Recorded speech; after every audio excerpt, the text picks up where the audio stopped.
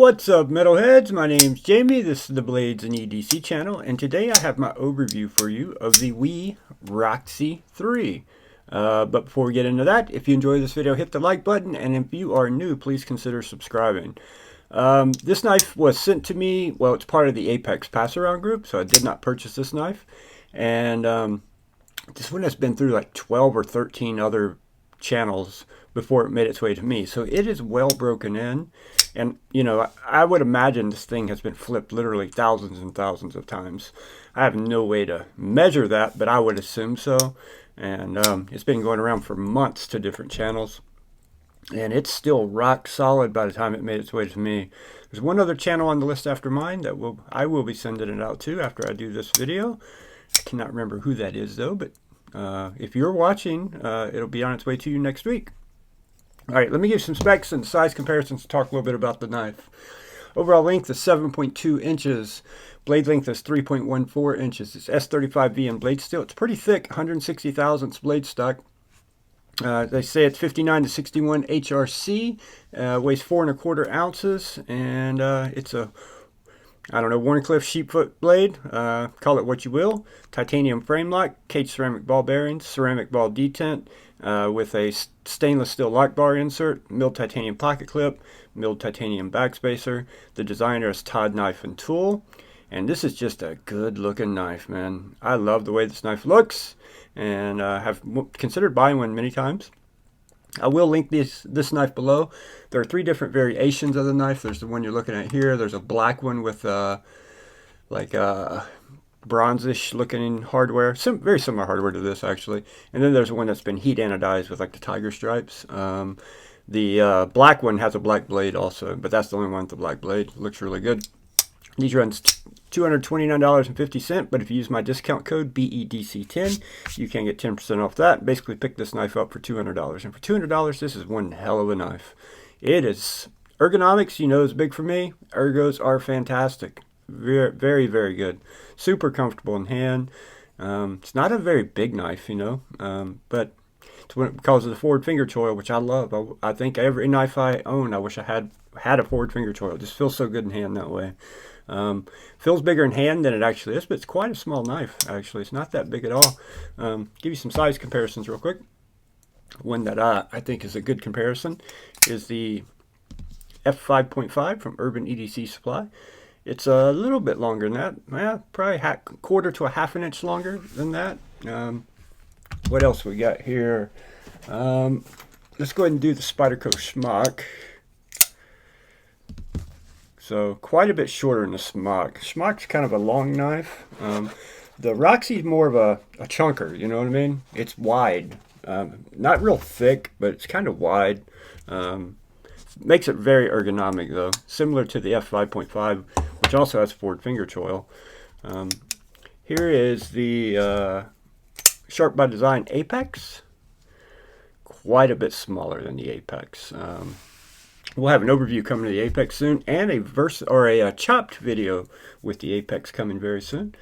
Here's the Chris Reeves Small Sabenza. So a little bit bigger than the Small Sabenza lengthwise, quite a bit bigger overall, much wider than a Small Sabenza. Here's the Tactile Rockwall. Very close in length to the Rockwall. Let's get something a little more wide that we can use here. This is a knife I think would make a good versus video with it. Spyderco Yojimbo 2. Far as width and size, Yojimbo's longer, but to me their build is similar in the way. I don't know, they just feel similar in hand to me. Though the Yojimbo 2 does not have a finger choil, these two would make a good versus video in my opinion. What else we got here? How about the Kaiser Sheepdog? And then we'll do the Mini Sheepdog.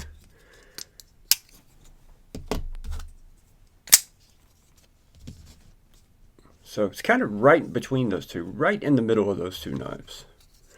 Then we'll go do a couple of our regulars and we'll wrap up the comparisons here.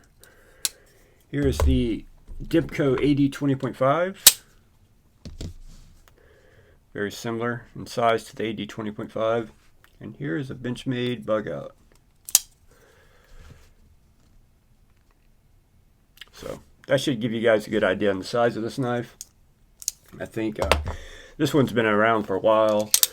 For a long time, they was always sold out everywhere you look, but they're finally back in stock and seem to be staying in stock. So they've got a winner here. They're selling a lot of these, and they're selling a lot of them for a reason, because of how good it is.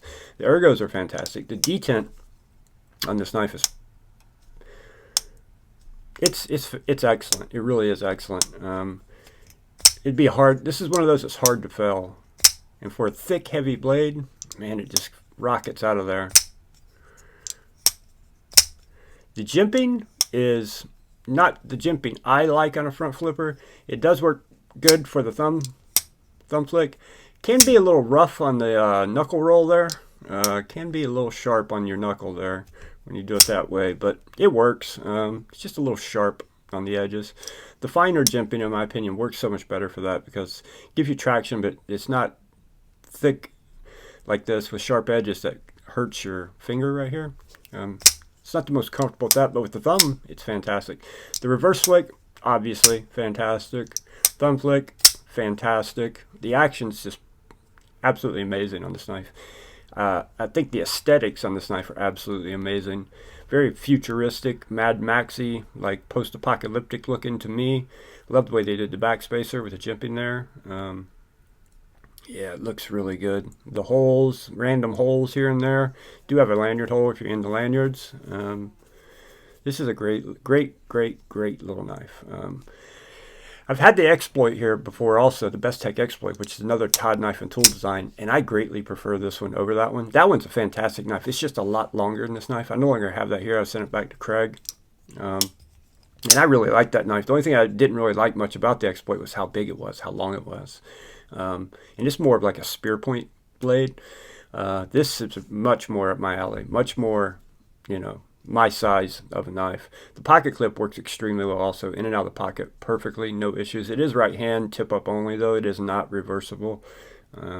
So no lefty love here, although I'm sure lefties could easily get by with this one just because I still got the bad middle finger, but I can index finger flick it. Yeah, great knife. Really like it. My favorite Wii so far. Out of all the weave knives I've had in hand so far, this is definitely my favorite. It's a great knife. Fantastic knife. And the ergos are amazing. It doesn't look like it'd be an ergonomic knife when you look at all these different lines and holes and the way the jimping is done, the backspacer's done, the way the pocket clip's done. It does not look like it would be a very ergonomic knife, but it has fantastic ergos, so surprisingly so. All right, guys, let's go wrap it up. Comment below if you have any questions or if you have this knife, and let me know what you think about it, and I will see you guys on the next one.